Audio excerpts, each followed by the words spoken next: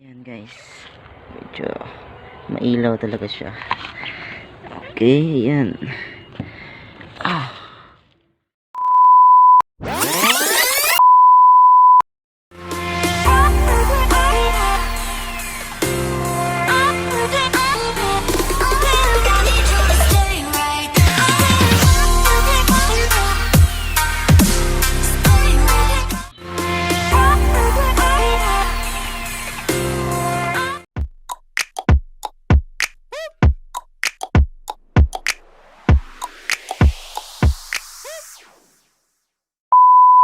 Hello guys, ito naman sa kotse.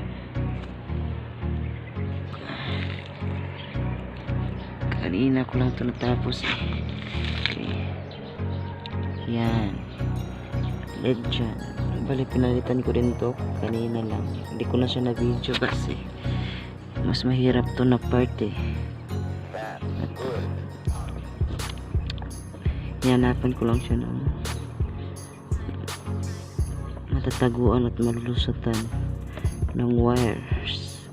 Bali tinaburan ko lang siya ng electrical tape para hindi siya kumalat yung ilaw niya, no.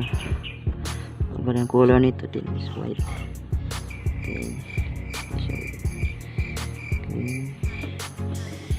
Lahat ng fenders ng kotse na to is may ilaw. Bali dati is ang ilaw talaga nito is red na medyo may pagka pink, something ganyan. So pinalitan ko siya kasi yung sa likod na fender, yung ilaw dun is grounded dahil siguro sa basa. Siyempre dito talaga mapupunta lahat ng tubig at putik din. Hindi maiwasan talaga na masira eh. Sana magtagal din itong nilagay. Sana all. Bali ito naka isolate yung switch nito eh. Hindi siya dumaan ng sa susi or sa ignition, something accessories. Iba yung ano nito eh, iba yung switch ito.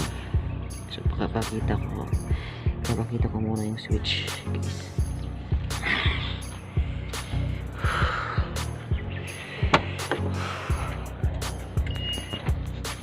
Ito na nga guys, ito yung sinasabi kong switch na isolated. Umiilaw din to kasi yung pinagandahan nito kasi umiilaw. Malalaman mo talaga if naka-under siya, umiilaw siya. Kasi yung ibang okay, mali pala guys, yung ano pala guys, yung dun pala sa fenders lights, fender lights ng coaching to, hindi pala dito kumukonekta dito na switch sa park light pala. Dito pala siya naka konekta. Okay, papakita ko muna kung paano siya umilaw.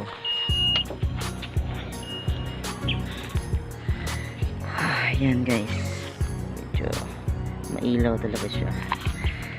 Okay, yan.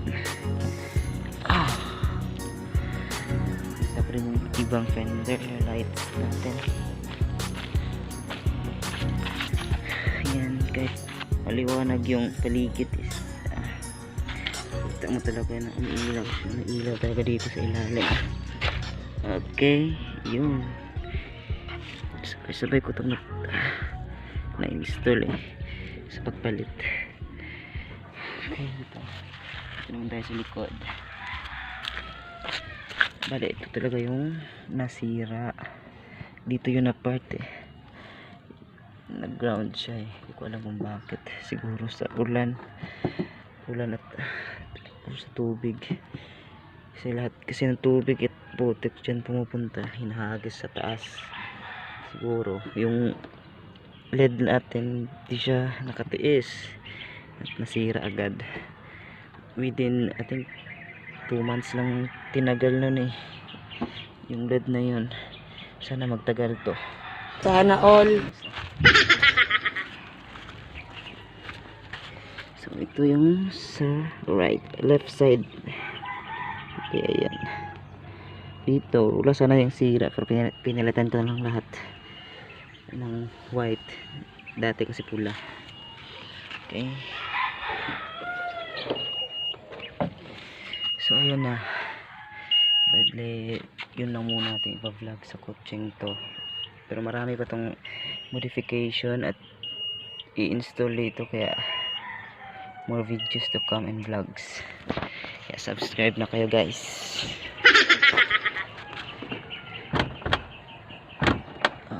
Yun guys. Connect din siya sa car lock system natin. Kasi park light kasi. Sa park light siya naka-tap. Kaya nagre-react din siya ng blinking. Okay. Okay guys, yun lang guys. So video ko susunod is yung hindi ko alam kung anong susunod eh.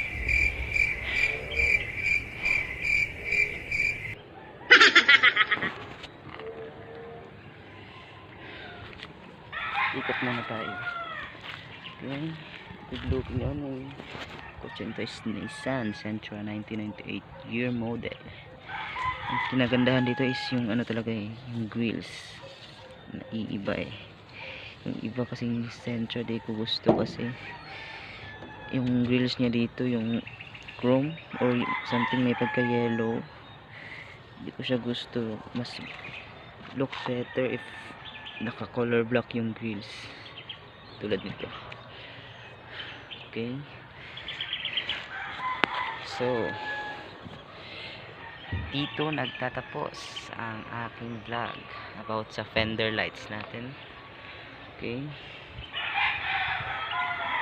sana